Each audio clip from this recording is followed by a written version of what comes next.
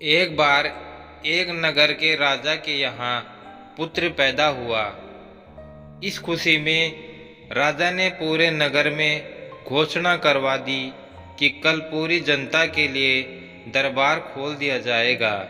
जो भी व्यक्ति सुबह आकर सबसे पहले जिस चीज़ को वो हाथ लगाएगा वो उसी की हो जाएगी। पूरे राज्य में खुशी का माहौल छा गया।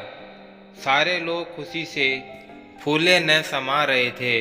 कोई कह रहा था कि मैं तो सोने के कलश पर हाथ लगाऊंगा। किसी को घोड़ों का शौक था तो वह बोल रहा था कि मैं तो घोड़े को हाथ लगाऊंगा। इसी तरह सारे लोग रात भर बस यही सोचते रहे कि सुबह होते ही राज दरबार में सबसे पहले वो किस चीज़ को सबसे पहले हाथ लगाएंगे। सुबह जैसे ही दरबार खुला, सारे लोगों का राजा ने राज दरबार में स्वागत किया।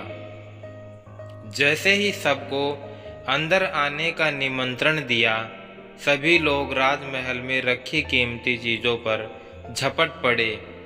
सबके मन में डर था कि कोई दूसरा पहले आके उनकी पसंदीदा चीज़ को हाथ न लगा दे। कुछ ही देर में दरबार का माहौल बड़ा अजीब सा हो गया।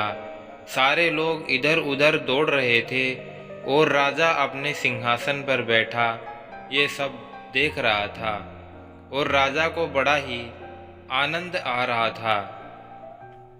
अचानक एक छोटा सा बच्चा भीड़ से निकलकर आया और राजा की ओर आने लगा। राजा उसे देखकर कुछ समझ नहीं पाया और इतने में वो बच्चा राजा के नज़दीक आया और उसने राजा को हाथ लगा दिया।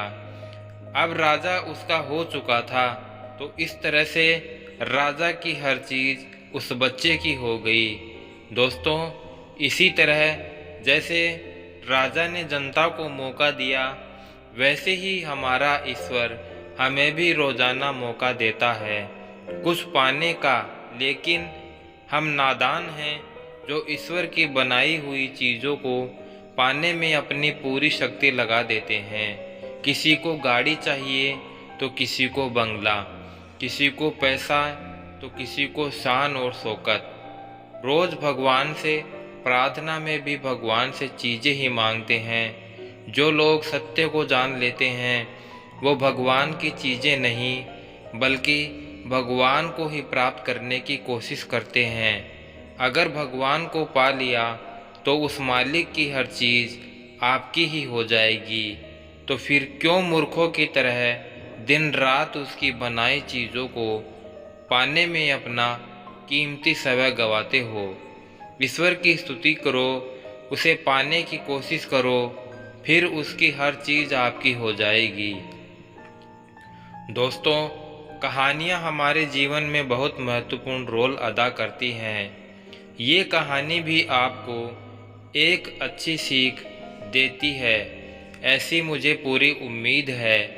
आप इस कहानी को पढ़कर नीचे कमेंट बॉक्स में अपना एक कमेंट ज़रूर लिखें और साथ ही साथ चैनल को सब्सक्राइब कर बेल आइकन ज़रूर प्रेस कर लें ताकि आने वाली नई वीडियो की नोटिफिकेशन आप तक सबसे पहले पहुंच जाए। वीडियो को अंत तक देखने के लिए आपका दिल से बहुत बहुत धन्यवाद। जय श्री श्याम।